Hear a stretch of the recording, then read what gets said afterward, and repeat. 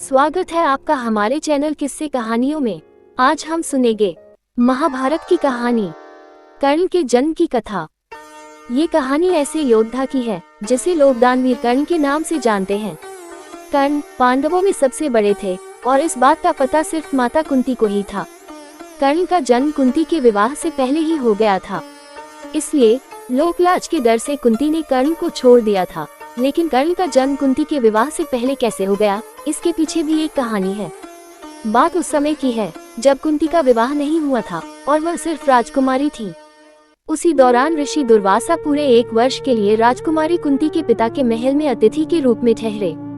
कुंती ने 1 वर्ष तक उनकी खूब सेवा की। राजकुमारी की सेवा से ऋषि दुर्वासा प्रसन्न हो गए और उन्होंने कुंती को वरदान दिया कि वो किसी भी देवता को बुलाकर उनसे संतान की प्राप्ति कर सकती हैं। एक दिन कुंती के मन में आया कि क्यों न वरदान की परीक्षा की जाए। ऐसा सोचकर उन्होंने सूर्य देव की प्रार्थना करके उन्हें बुला लिया। सूर्य देव के आने और वरदान के प्रभाव से कुंती विवाह के पूर्व ही गर्भवती हो गई। कुछ समय बाद उन्होंने एक पुत्र को जन्म दिया जो सूर्य देव के समान ही प्रभावशाली था। साथ ही जन्म के समय से ही उस शिशु के शरीर पर कवच और कुंडल थे। कुंवारी अवस्था में पुत्र की प्राप्ति के कारण लोकलाज के डर से कुंती ने उसे एक डिब्बे में बंद करके नदी में बहा दिया। बक्सा एक सारथी और उसकी पत्नी को मिला जिनकी कोई संतान नहीं थी। वो दोनों कर्ण के रूप में पुत्र को पाकर बहुत खुश और उसका लालन पालन करने लगे।